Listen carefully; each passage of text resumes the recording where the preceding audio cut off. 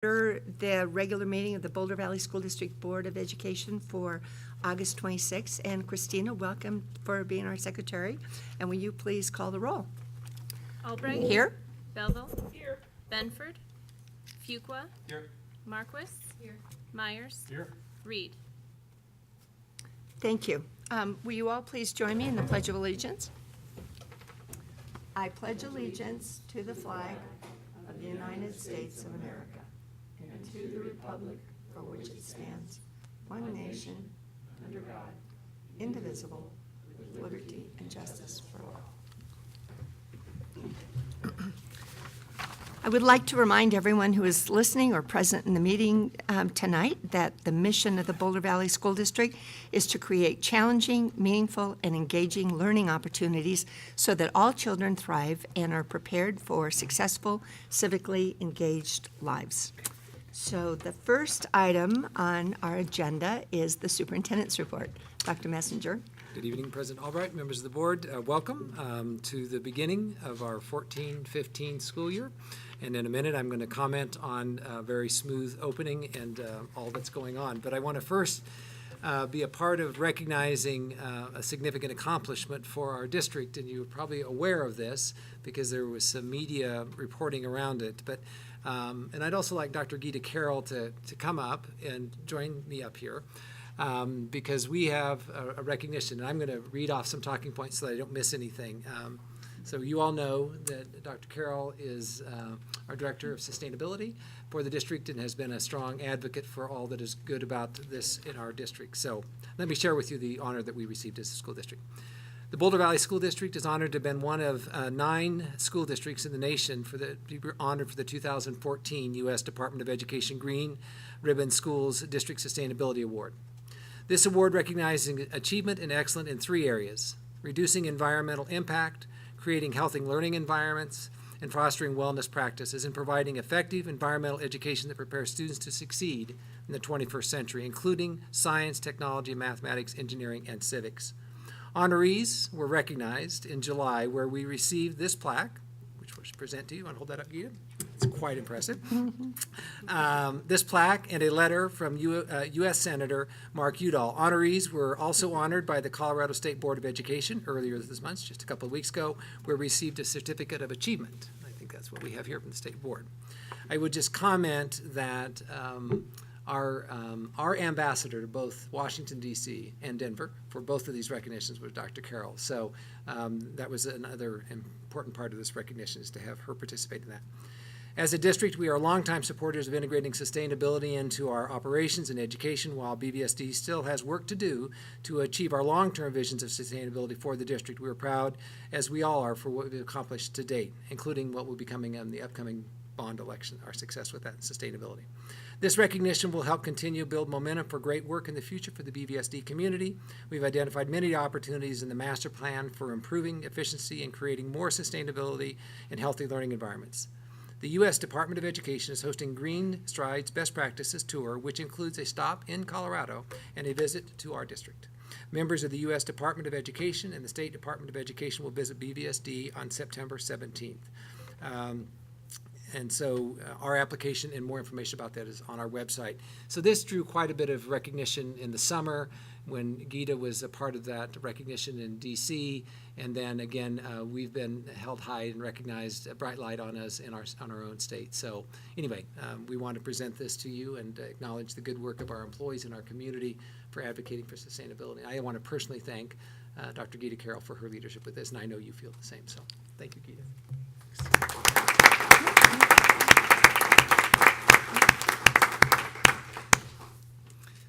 So for those of us that have lived and worked in other places, you appreciate this as I do, how significant it is that our district holds this in our community, our big community, holds this as an important value, and we walk our talk. So it's a nice recognition for us. So anyway, wanted to celebrate that with you.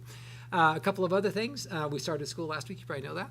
And so all is going well. We have a transition of students in our system with 6th and 9th graders doing an orientation last Thursday as they make their way into their new organizational level, and our 1-5 started last Thursday.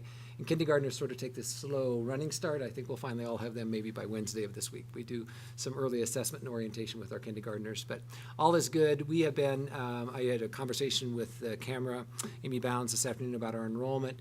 I would say steady and up, which is really pretty much as we had anticipated. So we had projected growth, and we will meet and exceed that growth by some. So not any big surprises, and pretty evenly distributed. So we're watching all of that right now. So we'll settle in over 30,000 students when we believe once September settles down a little bit. We're still working through the system of making sure we know where students have moved, if they're still in our system or not. So that takes a while. We have responded through the staffing reserve. Before school started, we created some extra sections, and we created allocations for actual classroom opening before school started. We especially did that in the elementary, where we were confident that the students would be there and they could form the classroom before school started, so that's less disruptive. We will still continue to add sections in high school and maybe even middle school where there are needs, which is a little less traumatic to do once the year starts, because we just add one more section of algebra or whatever. So we're working through that right now. Deirdre Pilch, Mark Schaefer, and Sandy Riblinger are frontline people working on that, but overall we feel pretty good, and we will exhaust our staffing reserve in short order. So it was great to have that, so thanks for building that in the budget. But overall, things are good. Lots of activities this time of year, just getting everybody oriented and situated, but we feel really good and about our acquisition of new staff. We, as I mentioned last time, went through the new educator orientation and getting them in, and our building administrators as well. So overall, a very good start to the school year. So, and then a lot of opportunities the last few weeks. Some of you have been involved with those, with sharing information about the facility master plan and the upcoming bond election in November. So we've been before community groups, business organizations. Our principals are sharing information in open houses, and I know there's also work being done on a community-based campaign that's coming off the ground. It's been getting formed. So anyway, we feel really good about that. And as you would expect, there have been a lot of questions, conversations going on about, so what does that mean specifically for my school, and how much flexibility will there be, and who will be involved in the design work around the bond. And so anyway, that's pretty typical, what we'd expect right now. So Assistant Superintendent Don Orr and his team have been, responding to all those questions as quickly as it can, and helping folks understand the process we're in and what will happen after the election as well. So that's all good work. And then just prior to this meeting, I sent you an email that was a follow-up to our conversation just a week ago tonight on the strategic plan.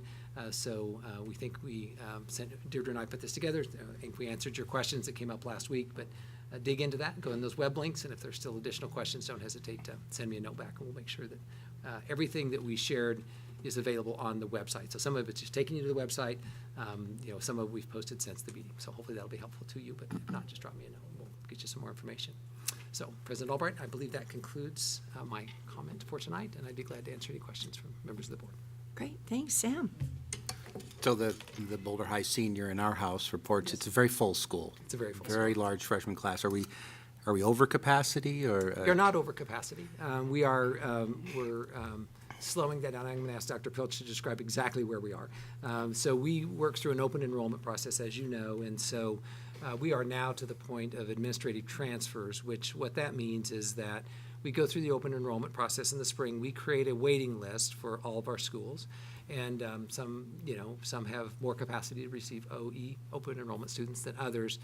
But then once that window closes, then there is an administrative transfer opportunity if there are unique circumstances. So, because if you're 40th on the waiting list, you're probably not going to get in. So sometimes there are unique circumstances that's work that our assistant superintendents and deputy superintendent have been doing the last 2 weeks, really case by case, looking at these situations to see. But Deirdre, I might ask if you would comment on specifically where we are with Boulder High's enrollment in. Absolutely.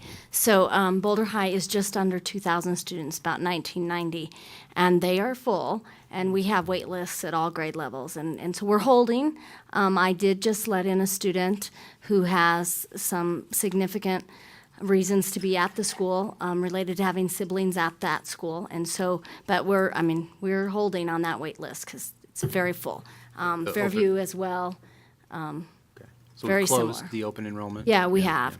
We really have. I mean, we're full. Yeah. Yeah. It's good. It's great to be full.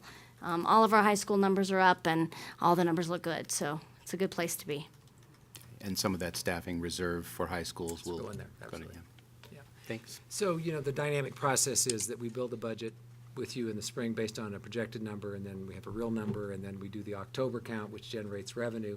So we'll do the revised budget in the late fall with the board. So, by then we'll be confident where we are with the October count. So yes, we'll use that staffing reserve, and that was built on the projected numbers and the projected budget. So obviously, we're watching all costs, not just those costs. But yeah, we've been able to be responsive, and we'll see how this actual count occurs. We'll still have some change that will occur. Students who we thought were going to return don't, and so that takes a couple weeks to get through all that. Yeah, thanks for asking. Any other questions? All Any right, other questions? thank you. Jenny? I actually just have a comment. Okay. So, as I recall, for people who think we have, they see that we have a sustainability director and think, Yes. oh, bloated central administration. Yeah, right. As I recall, Dr. Carroll's position pays for itself. And so I thought I would just comment on that and say that that's another great thing about the sustainability work we do, is that it's self-funding and and I think that's a good thing. Yeah, I would just, if I could just add, so you're absolutely right, Jenny. And the other part is that it is about saving energy cost and about being environment and climate friendly. But as was mentioned in my comments around this award, a part of why we're being recognized isn't just about that. It's also about the education dimension. And Gita Dr. Carroll works with other members of our curriculum team. So our interest is to integrate that into our standards of learning, and so we not only take care of today, but we have our students in the future who are, well, I can just tell you they're better educated than I ever was about this set of issues. They'll be way more sustainable than I've ever been. So, but yeah, the education piece is an important part of it as well. Tina, did you have? I just wanted to make a quick comment about how I appreciate how you're staying on track with your current marijuana awareness and prevention programs and not taking on the extra lab rat cage program from Denver. I'm really so glad that the district made that decision not to pursue that particular brand of advertising into our community. So thank you for that. Thank you, Tina. It's generated some discussion.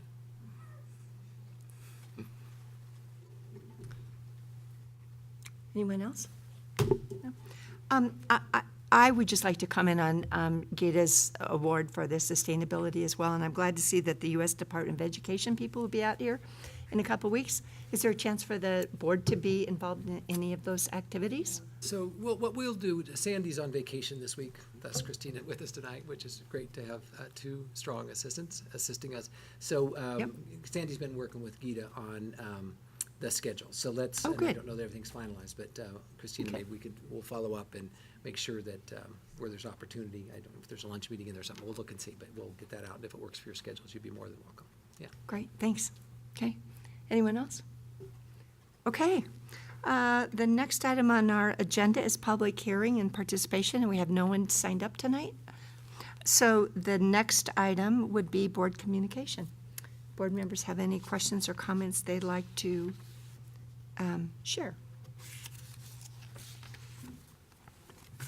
As we're all watching school start. Anyone have any comments? Jenny? So I'll just make a brief comment for the board's information.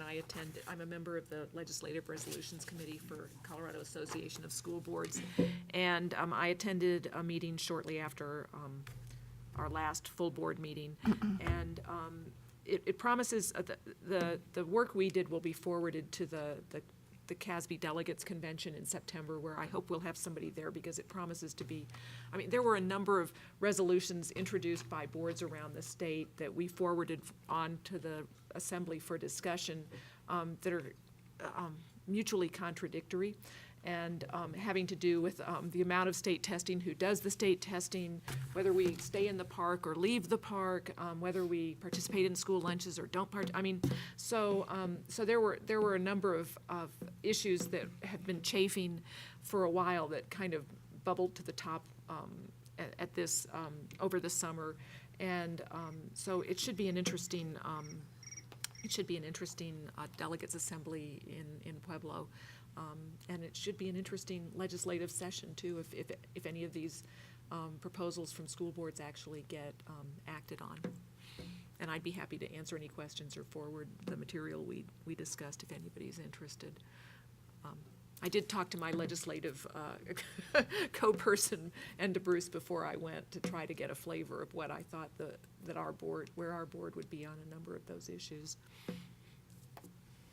And I would just add to this conversation that I have been the delegate in the past, but I would be very happy to turn that responsibility over to another board member to represent us at that CASB meeting. And I think it's like the end of September 25th. I think it's September the something? 27th, because Tina and I were having a conversation about black holes in our calendars and how everything gets, and I cannot, I would love to go, and I can't, so. So I'm going to check in with all board members later to see if, after you've had a chance to check your calendar, and see if you might want to go. It's always a very lively and interesting discussion, and it's important for our voice to be heard because we have an important point of view to share with others, and there's 170 school board members, and it's always really interesting. But I'm very happy to have someone else go.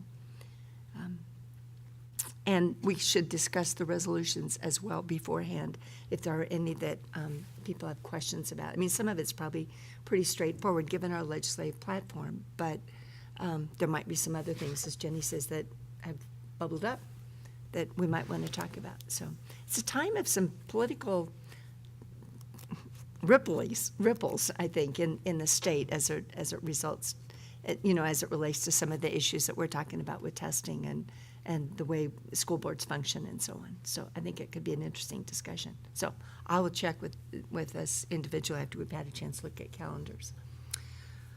Okay, anyone else have any comments for board communication?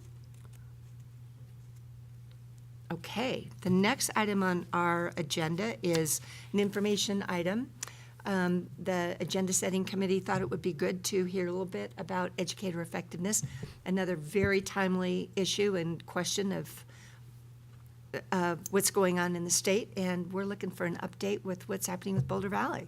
So, Great. Dr. Messenger. I'm honored to do a brief set for this as our presenters make their way to the podium. You well know that in 2010, the Colorado State Legislature passed Senate Bill 191, and the year later, we were engaged as a school district in a collective bargaining, consensus-based collective bargaining process, which we did some really significant positive things for Boulder Valley School District in that contract and beyond. And one of the products of that extensive work that several of you were involved in for days was that we made a commitment to work in a consensus mode collaboratively to address the provisions of Senate Bill 191, educator effectiveness.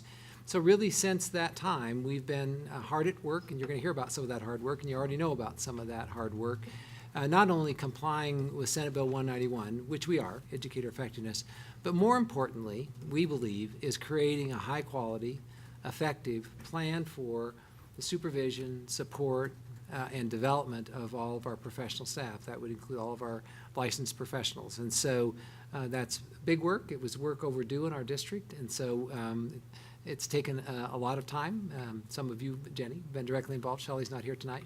Both Shelley and Jenny have served on that group. I drop in from time to time, and I have a chance to observe their extensive work. And so this evening, we've communicated some of this to you, but this evening, our presenters, who I'm going to introduce in a second, will provide you an update as to where we are and also look a bit into the future.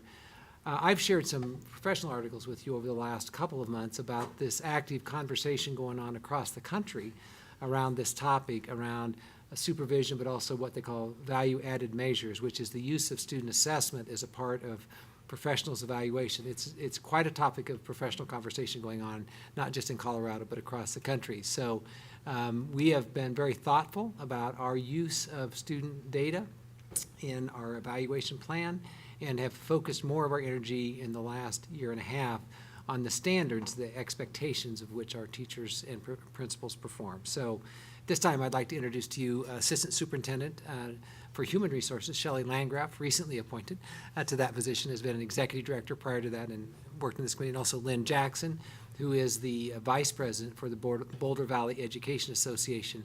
Part of the strength of this work is these two standing side by side and working together. And really, when you look at the composition of the team, it represents teachers, principals, and central administrators, as well as board members, obviously, and community members also. So it's been strong from the beginning, and so I'm going to quit talking and turn it over to Shelley and Lynn, and I know they're anxious to give you an update, and I know they'd be honored to answer any questions you might have. So, please. So, President Albright, members of the board, Dr. Messenger, we just want to thank you for this opportunity to provide you with information about the progress we've made thus far, as well as progress and accomplishments that we hope to obtain this coming year. We do see this as a 3 to 5 year installment of the evaluation process, so each year we're identifying goals. As you know, we're in our second year of implementation with our teacher standards and principal standards. We've made some great links of success this summer. We have implemented, and we have copies available for you for your review. Show them. This is Educator Supervision and Evaluation Guidebook, and this encompasses everything with the standards, with best practices. It also includes the principal standards as well as the teacher standards, a self-assessment for principals and teachers, information about acronyms. I mean, everything that you could need, I believe that we have in this document. It was a joint effort. It was through our committee work determining, this was based upon feedback from our stakeholders last year. As you know, we had different installments of feedback. We had some small group focus groups, and we also had 2 surveys that went out to all stakeholders. And one thing that we heard, as much as people want to be electronic, they want something in their hand and they want it tangible. You'd be provided with a spiral notebook. What the teachers and the principals have is a 3-ring notebook, and we did that intentionally because we want it to be a working document. So when they find something, we have pockets on the inside, they can add information to it. So we really want it to be a continual working document. It's not just set it on a shelf and I'll see it in dust 2 to 2 years later. So that's one thing that we did in regards to our feedback. Another piece that we took care of was developing an online evaluation system that's in the cloud. Everything can be done electronically. We just started it on August 14th. All teachers received a self-evaluation identifying their strengths and areas of growth. So it was as simple as the principal identified who they were going to evaluate that year. They hit submit. That evaluation went to the teachers. They filled it out. At the bottom of that, they identified their priority growth areas. They hit submit. It goes back to the principal, and then they can start that conversation piece. So we're hoping that will save considerable time this year, just that implementation of the electronic. That was also feedback from both the teachers and obviously the administrators. All principals have a folder of who they're evaluating that year. Our assistant superintendents have a folder of who they're evaluating that year for principals. So we'll continue to get feedback, I think, in regards to what we're looking for this year. We will continue our professional development for both teachers and administrators. We will continue to receive feedback of what's working, what's not working. I do not believe these standards are set in stone yet. We still need, tremendous amount of input of what makes sense. We have in this document, you'll see what's called content connections, and it's the first blush of our work. And basically what we did is with teachers representing these groups through the curriculum councils, they identified what are best practices. What does an effective classroom look like in an art classroom, a science classroom? And so we're going to continue to work on that throughout the year. The other thing that we'll work on this year is our specialized service providers. So that's what we call the SSPs. They are in their implementation year with the state of Colorado. So just as last year was the first year of the rollout for the teachers and the principals, this coming year, counselors, audiologists, OTs, PTs, SLPs, that group, they are now working on their own standards. So last spring, Most of the groups completed their standards, and they did the same walk, the crosswalk that we did with the teachers and the principals. We looked at the state's information, we, looked at the standards, the elements, and then we really spent some time on professional practices. A lot of those groups looked at their national standards, so the counselors looked at their national standards, speech language pathologists looked at their national standards, and, aligned that with what we wanted to do. So we hope to roll that out by the end of September, and so then they will have their hold harmless year, and then we'll once again get feedback of what's working and what's not. So in closing, for my thoughts, we're very proud of the work we've done. We've done a tremendous amount of work, and as I talk to other HR colleagues throughout the metro area, I can already see the evaluation system faltering because it's just become a checkoff list, and it's becoming aggravation, and it's not worthwhile. And I agree with what Dr. Messenger said, is instead of focusing our energy on how do we make the calculations, the formula work for that 50% student growth, that's important down the road. And through our strategic action plan and design team that Sam Messier is heading up, we'll get that information down the road. But right now, we really want to focus on professional practices. What does effective look like in a principal's role and in a teacher's role? What does highly effective look like? We're going to work on inter-rater reliability, so we have that same message. So when Aspen Creek looks at, a teacher in motion, and, Bear Creek looks at one, or Angevine looks at a teacher, we're all in the same understanding of what effective practices look like. So I'd like to move it over to Lynn now and give her input from BVA. Thank you again for your interest and following through with educator effectiveness. As a teacher who's taught for many years and been in different places, even though I've been in Boulder Valley this is my 13th year, I have to say this has probably been I was thinking today, probably one of my top 5 professional experiences in terms of collaboration and a product that's been delivered to teachers that has purpose, practice, and meaning and can actually make a difference in the classroom. We've constantly said that the work our committee has done, we started with this mission statement, our beliefs, and we keep coming back to our beliefs, and if it doesn't match our beliefs, then it's something we have to move away from. The teachers have received this in an overwhelmingly positive response. And you would think that potentially an evaluation system would be something teachers would be highly defensive about. But we've actually had the opposite response. Our feedback, our formal and our informal feedback, has actually been more about how else can we get support to be the highly effective teacher? What are the elements and what are the resources we can have? What's really nice is we now have things that teachers can access through online. We can go through the BVSD website, go to HR, go to educator effectiveness, and we can review lesson plans that were part of the training from last year. Any teacher coming new into the district can have the historical catalog of information and move forward. I laugh because when I came to the district 13 years ago, I was given a famous book called The Literacy Journey, which I still hold dear to my heart as a very important book that's in its 2nd or 3rd edition, and this to me is comparable to that. It's a tool that you take out over and over and over again to refine your practice and use over and over. When this was delivered to staff, I actually got texts and emails from teachers saying, "This is fantastic, thank you so much, this is what we wanted." They were very excited about the monthly trainings last year. The monthly trainings outlined exactly what everybody wanted. They wanted to know exactly how the process would work, what it is we're looking for, how will I measure myself, and now they have it here.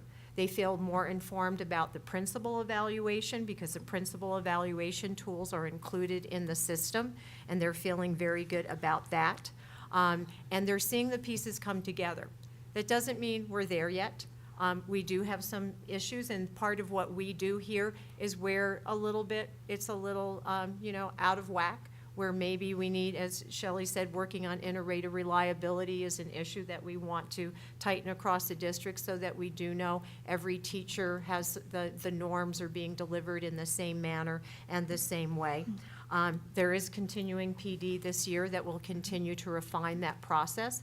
And we hear teachers actually talking about their performance growth measures. What is it that they want to set as their standards?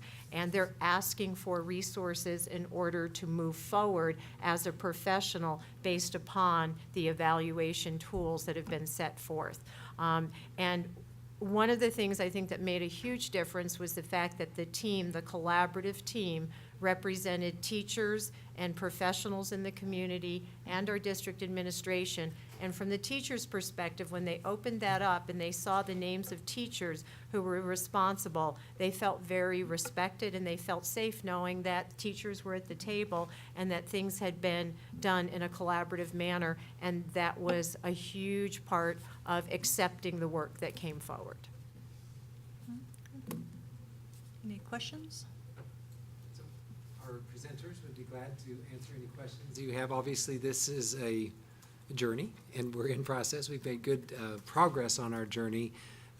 We talked about from the beginning that this easily could be a 3 to 5 year project, and so I guess we're making our way through that. And I think especially the last chapter of this will be the work we do about how to work in as a state, but as a school district as well, the accountability dimension of student performance, and how does that help support the development of teachers and principals over time. So that's the work we know we still have ahead of us, and every district in the state does as well. So anyway, we're pleased with the progress we've made, and obviously you just heard that folks in the field have been well received. The one thing I would just add that, just to reinforce the message around leadership on this, that by design with Dr. Pilch and Dr. Schaefer and Sandy Ripplinger, our Assistant Superintendent for School Leadership, we are having K-12 principal meetings this year, all of our principals together more frequently than we've ever had.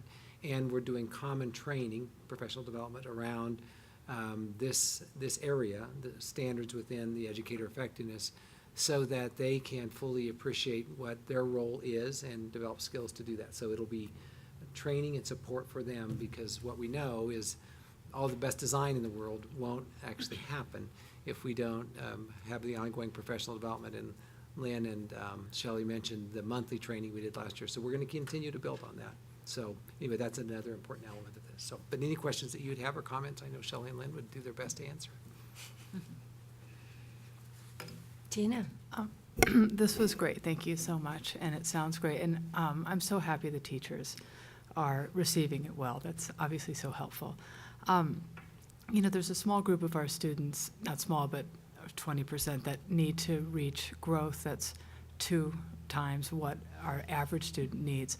How do the educator effectiveness guidelines sort of address that particular level of effectiveness or those practices that can help those kids reach that? And that's been an area that I know we're struggling with as a district as we kind of do that, sort of under the achievement gap umbrella. Mm-hmm. Thank you. Can I start? Sure. So the first part is within the professional practices aspect, we're looking at the work the teacher does in the classroom and not necessarily looking at whether or not we're having a student grow, 2 years growth in 1 year. And this is that sensitive part about how we measure success and what does measuring success mean for different populations at different points in time. And when we've worked a lot with some of our teachers who are in our schools that have the at-risk students who struggle with those populations, we continually come back to talking about what is quality education, what's delivering the education needs in that building. And they may look slightly different, but they are measurable by the same components underneath the professional practices aspect. And part of that is looking at growth over time, but growth is only one piece of it. It's a much bigger piece of understanding your student needs and being able to build relationships, be able to know your curriculum, be able to reflect on your practice and know how to differentiate for different needs. So it's the bigger picture, and that bigger picture really suits and meets that the general population of teachers, and that's why we are moving very cautiously with this student data piece, because that student data piece can play out very differently in our schools with different populations.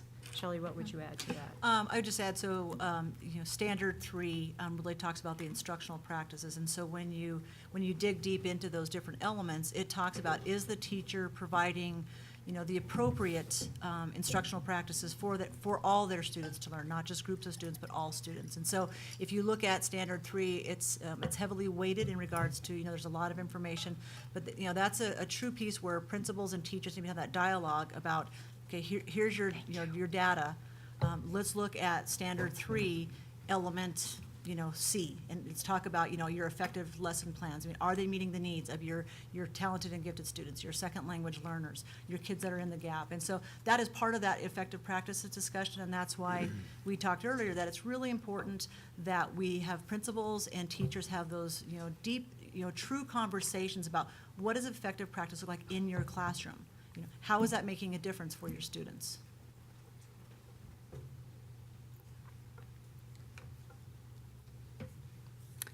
Well, because I'd sort of like to address something around the same thing Tina did, because, I think that the work, I participated on this committee, and I was so encouraged by the work that the committee did. I mean, just the professional dedication and the willingness to take this on, and the eagerness that I saw among teachers who I believed to be representative of our whole teacher community to improve their practice and to get good evaluations. And the same thing was true of the principals on that committee as well, in their own practice and their own desire to work not only with improving their own practice, but to work with their teachers in their building was very encouraging.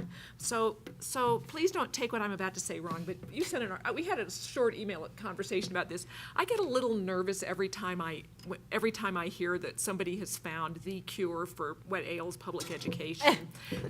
And so some of the things that we've read and talked about teacher evaluation and how we're going to fix public education with great teacher evaluations, actually getting rid of all the bad teachers, which I'm really glad we didn't take that attitude in our district, because I think it's putting too much on this, and I think that our expectations are, we're going to really change the way we do things, but I think that our expectations are more reasonable. But some of the things I've read, and so I want to make sure we're being careful about this, about teacher evaluations, is that that teachers who teach at-risk kids sometimes don't look as great in the classroom. They can be the same quality teacher, but because of the classroom they're in, they may not look as great, and they may get lower evaluations than teachers of similar quality who are teaching less needy students. And then there's the whole data piece, how do we measure growth? And so I just want some reassurance that we're being really careful and thoughtful about how we evaluate, that we don't mistreat our teachers that are in needy, high-risk or high-needs classrooms, if that makes sense. It certainly does.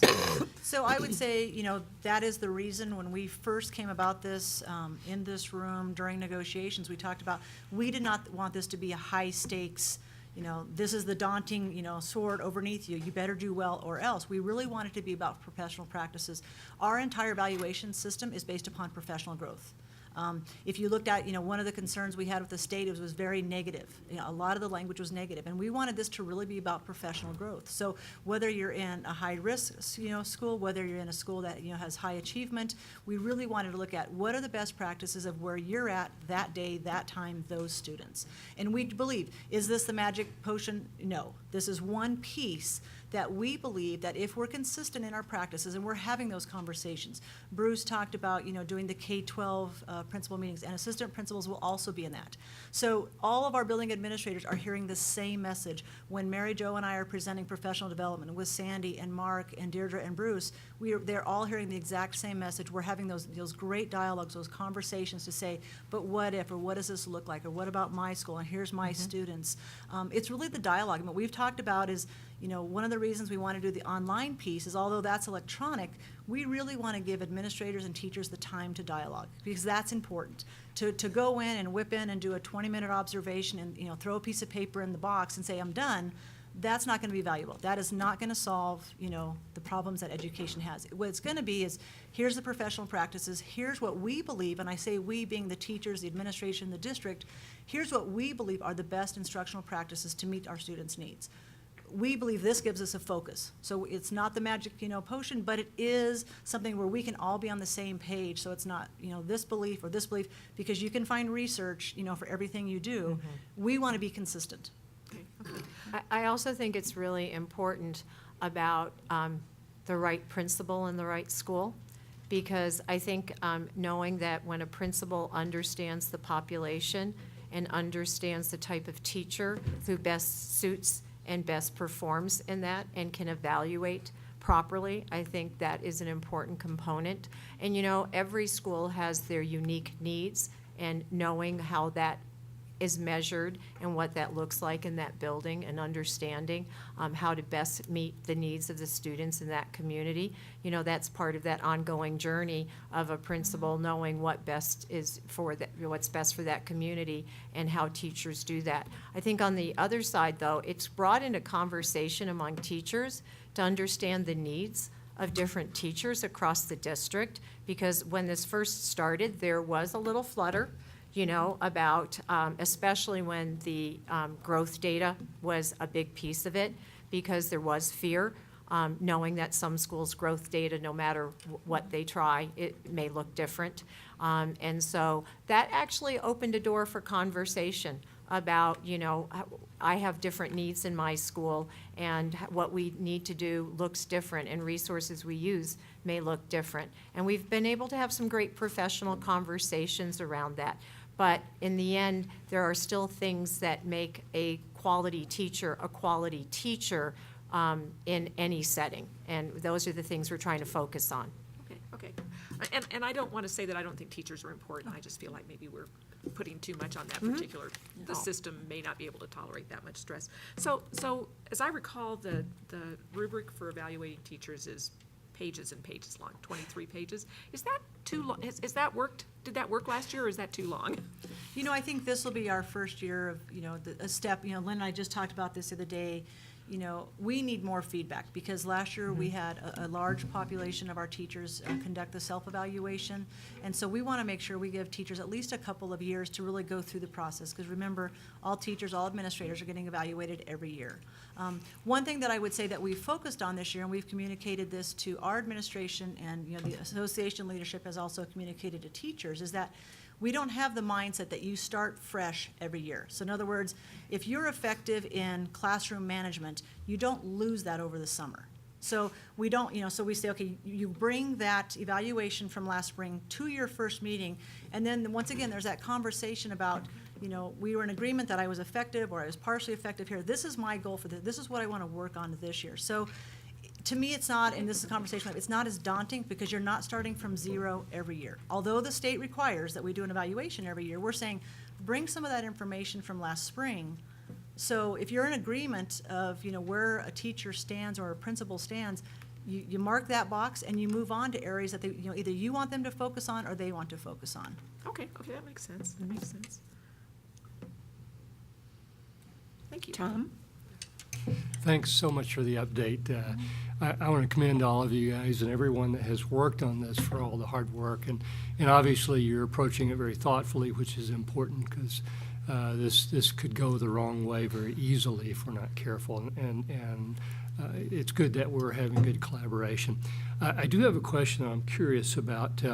With you're focusing very hard on professional practices. That's good to get that in line. But on the student performance piece, what is CDE's approach to that, and how are they reacting to our approach?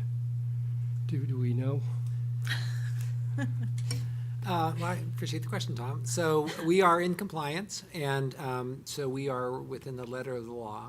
So I think we are maximizing the flexibility that's allowed to use the data that we are. So, and there certainly are other districts that are in similar situations. And so this last year in the Colorado legislature, they actually postponed through legislation the requirement around the student use of student data. So you're probably aware of that. So that created a window. So we basically are going to use this year what not the same data, but the same practice.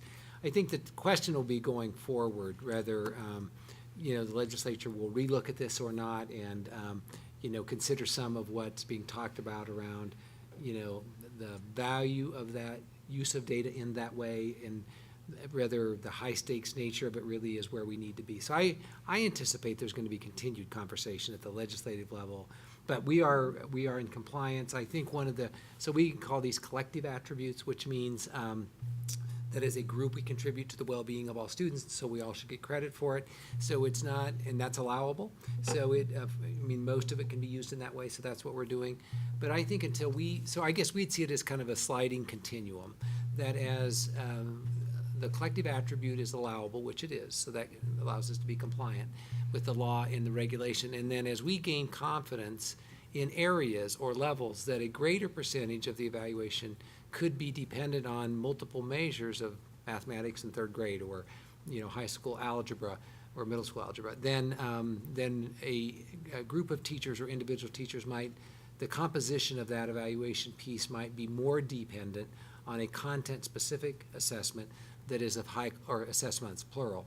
So that what we really want is for teachers and principals and curriculum directors to say, we're gaining confidence. We really do think these multiple measures are indicative of a result of quality instruction, and so we want to become more reliant. But we see that as a multi-year pathway, and other states that are in the similar discussion are having, looking at that timeline as well. And I think that, from the outside as lawmakers, I think that, this probably looked easier than it really was, and looked like it would be more doable than it really is. And so some of the timelines and some of the expectations were probably a little bit off the mark. But I think what we're doing, and the good news is that our legislators are listening to us on this, and our Colorado Department of Education, the regulators are as well. So I think we're compliant, Tom, and we're making progress. But I also, to be fair, I think there's going to be continued conversation about what flexibility needs to be in there. And I actually think where Boulder Valley is going to help set the pace for that, because we've been engaged in some pretty thoughtful, rational conversations with the Colorado Department of Education, and we don't always agree on certain points, but we listen to each other and we continue to go. And I think other districts are gaining a deeper appreciation of some of these complexities, which I think we all saw from the beginning, that we had to be really a little bit cautious and thoughtful about that second phase coming in. So I don't know if that helps, Tom. Yeah, it does. Thank you very much. I think we all want this to be, and it needs to be meaningful, Right. this piece, and it needs to be useful. Right. Such that we can use it as we move forward to improve what we do, Right. to more address our students' needs, Right. and just become better. Yep. So it's key that we do this in a way that's smart and careful, obviously. Yeah. So thank you for Yeah. your comments. Thanks, Tom. So I have great confidence in the team working on this, and thank you. But what do we say to, my sense is that the large majority of our teachers are providing appropriate practice and are adjusting and want to be the best they can be. What do we say to that teacher when the assessment stays the same or falls back? And, I could see there being frustration for people who are trying very hard to be the best teachers they can be, but not seeing measurable growth through perhaps many or some of these multiple measures. What's the response there? How do we help? Am I making sense? Mm-hmm. Yeah. My job is split. I'm in the classroom half-time, and I do my BVA vice president job half-time. And there is no doubt that we have excellent instructors, and we have instructors who may have reached sort of a plateau and might be struggling to, continue to grow, and can be for a variety of reasons. And when someone is evaluating them, that there has to be some honesty in that conversation. And so, oddly enough, when the evaluation, the educator effectiveness component, it was part of the delivery at the beginning of the school year on all campuses. The new book, which everybody was raving about, was presented. But there was also the discussion about being realistic about where you are, and being realistic about identifying areas that maybe you are not in that effective or highly effective category. Maybe you're partially effective. And that's part of that self-reflection. And then that's part of determining a professional growth plan and accessing resources. And that is part of the principal role. Part of the principal role is to support you in your needs, and to also have an honest conversation with you via documentation if there is an area that is not where it needs to be, if it's not meeting that or you're not, showing that type of growth. And that's part of why this exists, to identify that so we don't stay flat or we don't fall behind. And after that presentation, we had a professional conversation among some colleagues who needed to do some reflecting and got a little concerned, realizing I might be in that category in certain areas where I might have to change my game. I might need to do some things. Some things I might just need to change. Maybe I've kind of gotten a little just too, convenient. I've taken it for granted. Or, wow, I'm behind on this. I need some resources. Do I have a colleague I can access? Do I need to go to my principal? Do I need to look for a course I can take? And so this raises the bar for that conversation. And it also asks, it follows what you're asking. What are the resources and what do we do for that? Shelley probably can answer some more. And so something else that we provide, we initiated, I think 5 years ago, as through our educator support services. You heard last board meeting how they supported new teachers. Our induction team also supports veteran teachers who are struggling. It's called the Teacher Support Program. And so that is a mentoring concept that we created 5 years ago. So if a teacher or an administrator, they have a conversation and they're in agreement that, I would need some assistance on differentiated instruction, that mentor, that colleague would go in and give that specific assistance with that piece of those standards. So that's one avenue. There's also accountability with the evaluation system itself. At the end of the year, if people are rated as partially effective, an overall rating, not just one standard, but if they are identified as partially effective, then they go on a formalized improvement plan. And it's the same concept of a teacher support program, but it's initiated through the evaluation. So I don't know if we answered your question, Sam. It was more about. I guess it was more about not necessarily teachers who are struggling, but what if teachers who are good teachers doing the best they can, but we're still not moving the needle on those Oh, that's yet measures? another question. Yeah. I appreciate your answer about the But struggling I teachers. think, so in your goals and strategies and strategic plan, attracting, retaining, and developing high-quality professionals is right in there, your words. And so it is, all of that's important to us. So I think one of the questions, so the big test of this over time is that we brought professional educators together and others to develop these standards, so expectations, which you had described to you and you're familiar with. So we're going to train around those, but that is the question. If we do these things and we do them well, and we bring folks to that, and it doesn't result in the outcomes that we expect, so there is the possibility that these aren't the right standards, or they aren't refined enough, or we're using the wrong assessments, or we're not clear on how that action results. So this is where this gets really complicated. So simple solutions to complex problems aren't always right. And so, but those are absolutely, but until we have clarity on standards and performance expectations, and then verify that we're doing those and looking at the results with appropriate multiple measures, we really have no idea. So our sophistication of being able to answer that question will be vastly improved through this work. It's not a perfect science, just like many things aren't perfect, but it certainly moves us down that path. The standards that are incorporated, the expectations, aren't just folks sitting around making them up. I mean, so there is some research around the relationship between these practices and the outcome. But that really still depends on what the content expectations are, say in literacy or mathematics, and do those instructional practices result in the kind of outcome we want? And, if we see a correlation, a relationship between those teachers who tend to be rated high through a valid and reliable measure, this measure, and overall we tend to see higher levels of student acquisition of content and knowledge and performance by good measures, then we gain confidence that we should move more and more into that quadrant. If we don't see that, or we don't see it in all dimensions, then absolutely we have to continue to work on it. And I'll just tell you, this is important work, and like no one's really figured this all out yet. But it is the professional practices that we need to do. But gaining clarity and then having, so what we talk about is high expectations, high support. So having the expectations appropriate if they are, and not give the support won't be very meaningful. So that's the professional development plan, which you're very much supportive of as well, which will complement this through our strategic planning. So that's work that we're doing, Sam. I mean, our hope is that it's pretty predictive, and we see that. But we're also implementing new literacy assessments right now in the state, and new state assessments on accountability. So the tool of assessment used by Colorado is about to go through significant change.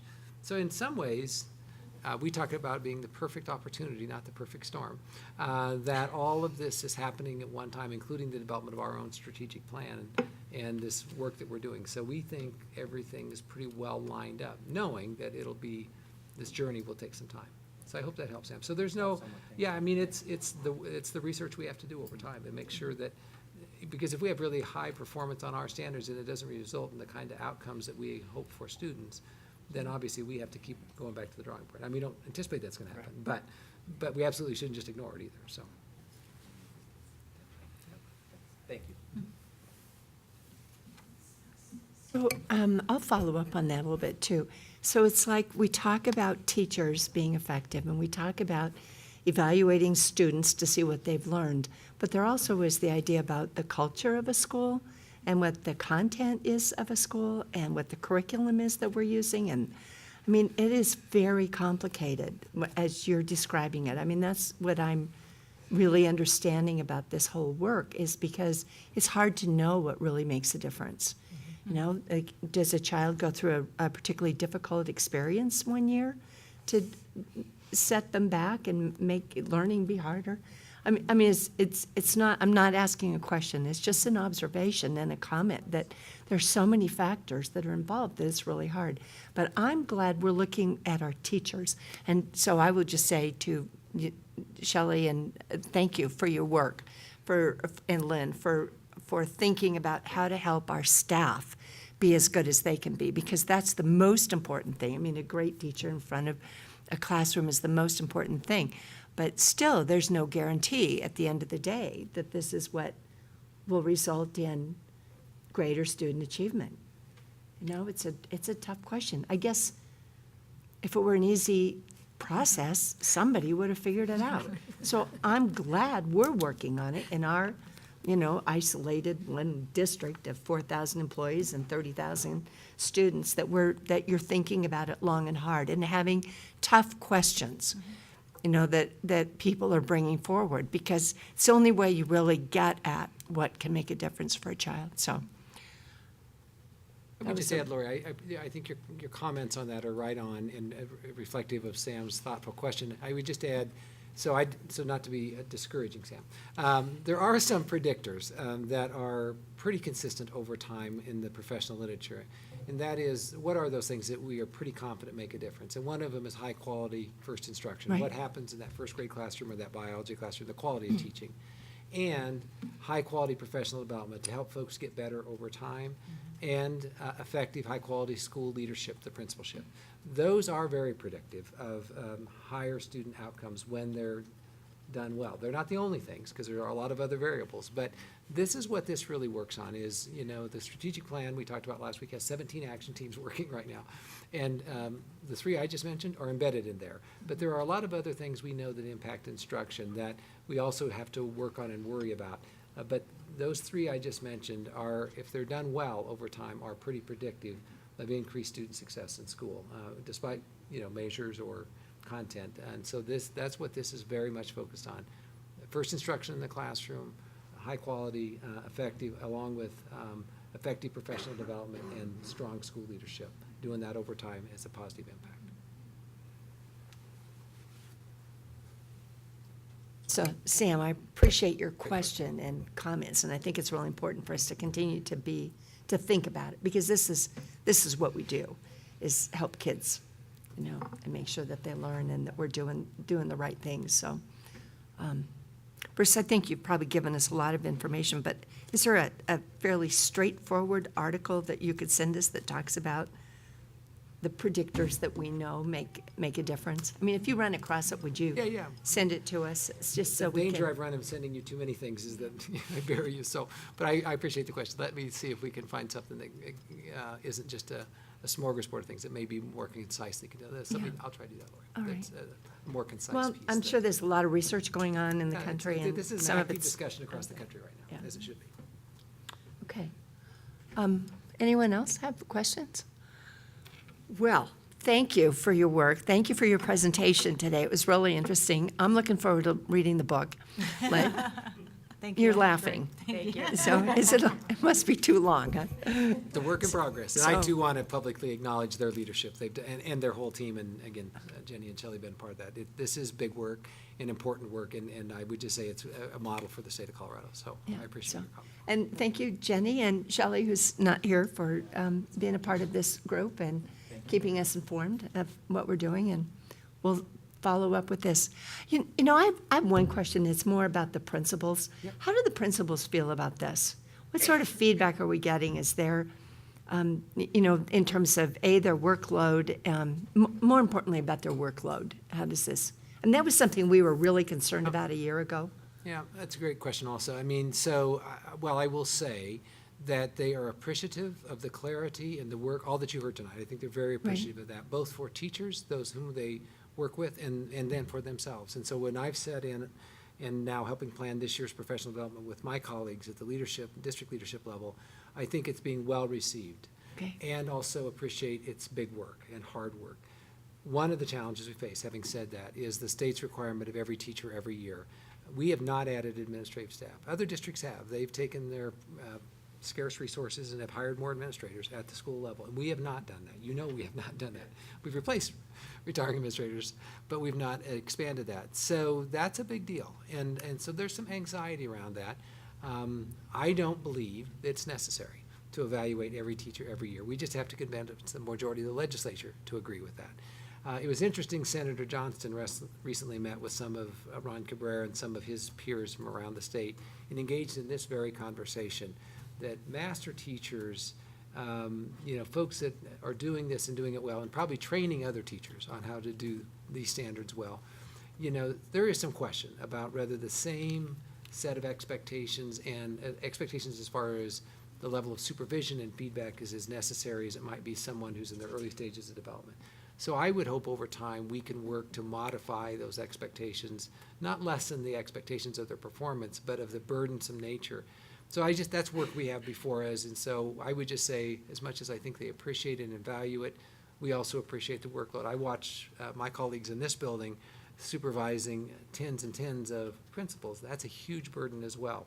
Right. So, so this is, you know, that part's a heavy burden, and I think the work that Shelley has led on identifying a tech tool, a device where we can collect, download, upload data will make it a more efficient and more user-friendly system, but it doesn't lessen the fact that if you have to supervise 35 teachers, it's a lot of work. Right. And so we'll continue to work on that. That would be the only kind of note I'd put on that, Lori. I think overall well-received, but a deep appreciation of the burden this is placing, which isn't a bad thing, but it is, you know, something we need to continue to work through. And I'm hoping that, you know, our CDE, Colorado Department of Education, and the state legislature will work in partnership with us on that. Okay. Good. Yeah. Thanks. Okay, and any other comments on this topic? No? No. Right now? Okay, thank you again for the presentation. Okay, the next item on our agenda is action items consent grouping.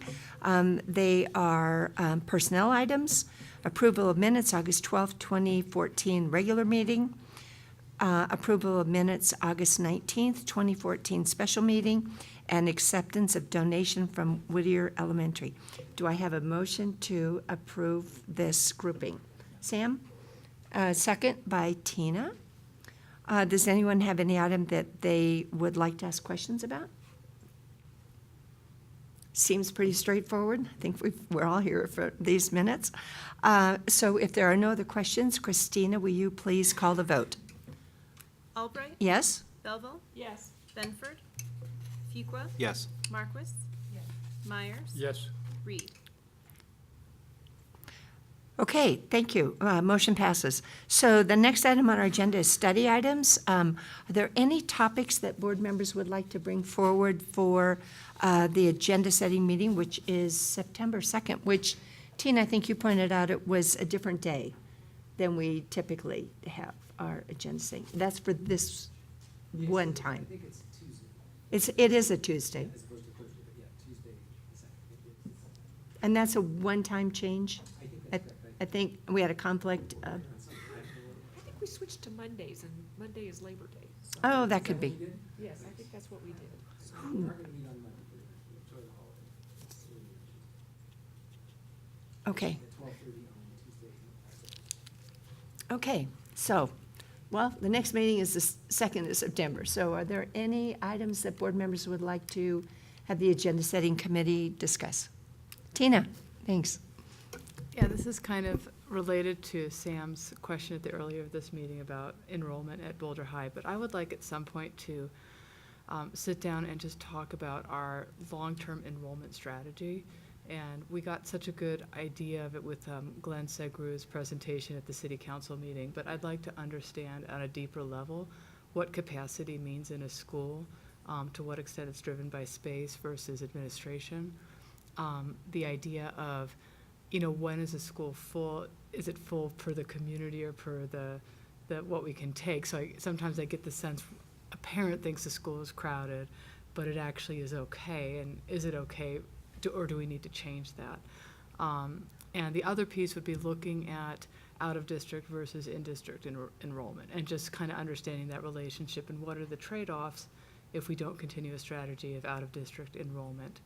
And the last thing is, part of this was, I have had a lot of enrollment questions, and also about wait lists and open enrollment, to get into a little bit more into how that works. I was looking at I read the article about the Denver Public Schools and the 5-point plan, I think, that Tom Boasberg is doing, and I was intrigued a little bit by one of his ideas of providing more access to high-quality schools to students by extending boundaries, and I thought it was just an interesting enrollment question. As we have schools that ebb and flow with enrollment, is that something? And Dr. Messenger's brought it up before, I think, but I would also like to talk about that. And that's it. That's a big question, but thank you for bringing, yeah, I think it is probably a work session question, but thank you, yeah. Okay, Jenny, So, Lori, you mentioned it, I think we should go, it might be worthwhile assuming that we're gonna be able to send somebody to the CASB delegate convention to talk about, and maybe even if we don't, to talk about what those resolutions are that are coming out of the rest of the state and how our board feels about them, on the assumption that Okay. they're gonna come up during the legislative session anyway, so it might be worth talking about it, providing guidance at a work session. oh, I think it's, I think at a work session would be a good idea, because it would take a lot of discussion. I mean, there's a lot of different points of view about it, and it's, preparation, thinking about how we think about it. Okay, so we'll talk about it, the agenda setting meeting. Okay. Yeah, I think it's good. And for that, it might be nice to get an idea of what they will be discussing, because it was such a lengthy list of ideas. They're going to talk about them all. Okay. Oh, yeah. Yeah, I think it's going to be a long discussion. Yeah, They won't Yeah. they won't discuss the whole legislative platform, but they'll discuss almost everything that was new many of those things were referred for further discussion. And if they weren't, they might get pulled and discussed. And there could be things introduced on the floor as well. okay. Sam, Tom, anybody? Okay, well, if there are no other comments or suggestions, this meeting is adjourned. Thank you for coming.